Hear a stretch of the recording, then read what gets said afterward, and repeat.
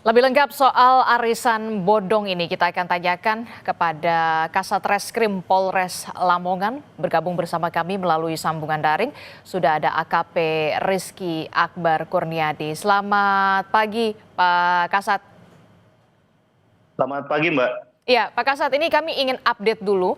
Jadi ada berapa totalnya korban arisan bodong ini yang sudah melaporkan ke polisi, Pak Kasat? Jadi perkara ini dilaporkan di Polres Lamongan pada hari Minggu siang, tanggal 3 Agustus 2025 kemarin. Jadi total korban saat ini yang kami data ada 144 orang dengan berbagai macam jenis pekerjaan. Ada yang dokter, ada yang guru, ada juga TKI, ibu rumah tangga, dan lain-lainnya dengan total kerugian mencapai 20 miliar rupiah.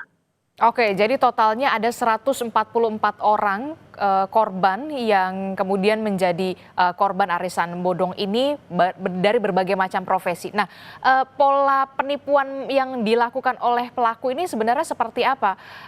Sampai kemudian tergiur dan total kerugiannya bahkan mencapai 20 miliar rupiah, Pak Kasat. Baik pola penipuan atau modus yang dilakukan oleh pelaku atau terlapor, ini ada arisan juga, ada investasi juga. Jadi untuk arisannya, jadi korban ditawarkan untuk mengisi slot arisan, misalnya ada 10 slot, dia ditaruh di paling bawah, namun slot-slot yang lainnya adalah fiktif. Jadi dibayarkan kemudian atau dibayarkan nanti belakangan. Kemudian juga untuk investasi bodong, diduga bodong, yaitu dengan cara pelaku menawarkan melalui platform media sosial, TikTok ataupun WhatsApp, dengan cara menawarkan ada investasi berupa senilai 10 juta rupiah misalnya, ada dapat keuntungan 3,5 juta dalam jangka waktu atau jatuh tempo 1 hari atau 2 hari. Pada awalnya berjalan lancar 1 kali 2 kali, kemudian pelaku menawarkan lagi dengan nominal yang lebih tinggi, dan pada saat korban, menurut keterangan korban, pada saat korban jatuh tempo, ini tidak dibayarkan dengan berbagai alasan dari terlapor. Oke, jadi kami ingin konfirmasi kembali, jadi ini modusnya dengan modus arisan dan juga ada investasi di sana?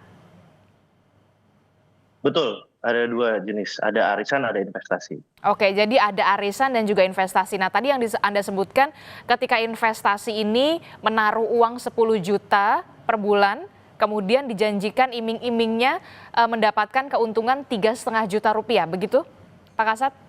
Betul, untuk 1 kali bayar. Misalnya dia invest 10 juta, akan dijanjikan keuntungan 3,5 juta.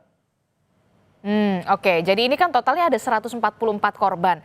Berapa korban arisan bodong dan juga berapa korban yang korban investasi dari pelaku ini? Kita masih merinci kembali dari 144 ini, tapi ada beberapa korban, banyak juga korban yang juga ikut ke dua-duanya. Ada yang ikut arisan dan investasi juga. Oke, jadi ada yang ikut arisan, ada juga yang ikut investasi begitu ya. Nah, bagaimana kemudian ini kan tadi Anda sebutkan ya, ada dari berbagai macam profesi, bahkan ada dokter, kemudian ada pegawai pekerja migran begitu ya. Nah, bagaimana mereka ini bisa menawarkan keuntungan atau iming-iming arisan dan juga investasi kepada para korbannya begitu sampai begitu banyak sekali 144 korban, Pak Kasat? Jadi pola pelaku terhadap korban, yaitu hubungan pelaku antara korban itu adalah kenal memang satu desa dan satu kecamatan. Dan yang di luar Kabupaten Lamongan pun, atau menjadi TKI di luar negeri pun, itu berasal dari satu desa yang sama dengan pelaku. Jadi memang antara pelaku dan korban disaling kenal, jadinya korban percaya terhadap pelaku. Oke, jadi aksi para pelaku ini sudah dilakukan sejak kapan, Pak Kasat? Kalau kita melihat total kerugian para korban ini mencapai 20 miliar rupiah, nilai yang sangat fantastis. menurut keterangan dari para korban, jadi pelaku mulai membuka diduga arisan bodong dan investasi bodong ini sejak tahun 2022. Oke, jadi aksinya ini sudah dilakukan sejak tahun 2022.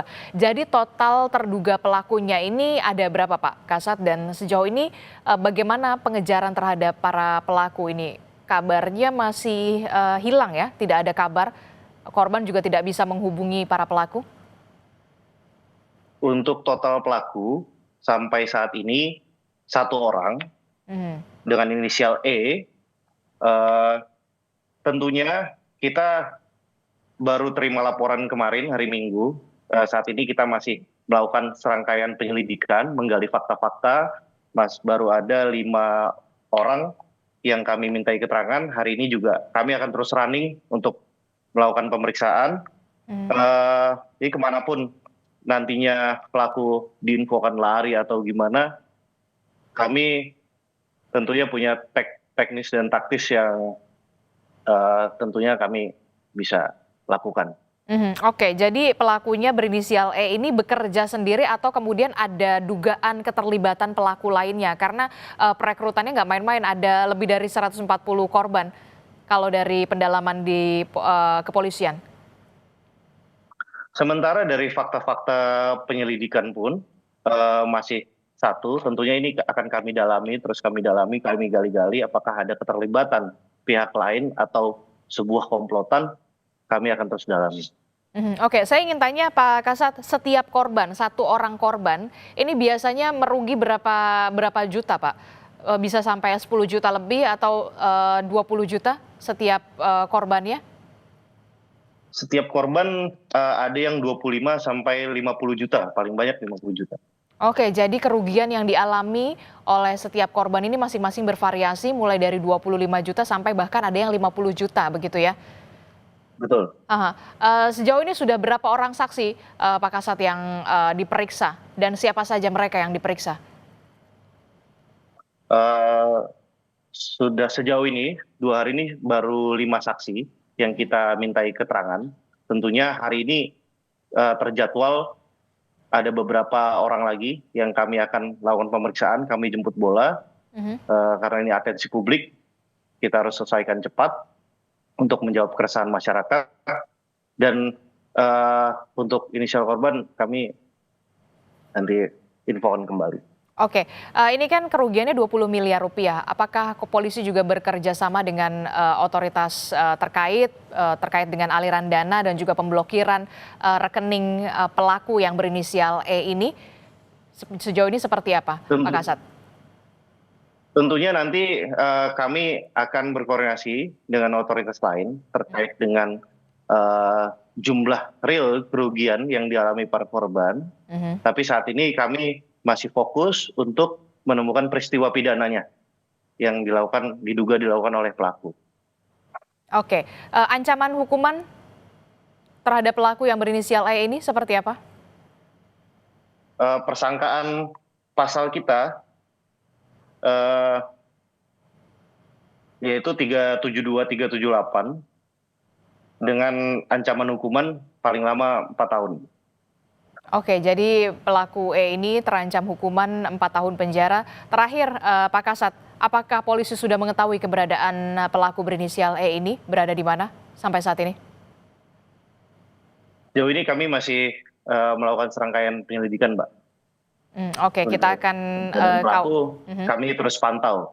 Tapi tentunya kami prosedural, kami masih gali fakta-fakta untuk menemukan peristiwa pidana. Nantinya keberadaan pelaku terus kami pantau. Oke, sampai saat ini itu artinya pelaku berinisial E masih terus dikejar polisi terkait dengan ratusan orang yang tertipu arisan dan juga investasi dengan total kerugian 20 miliar rupiah. Dan ada sekitar 144 korban yang sudah melapor. Terima kasih informasinya Pak Kasat Reskrim Polres Lamongan AKP Rizky Akbar Kurniadi telah bergabung bersama kami. Sehat selalu, selamat bertugas kembali Pak. Amin.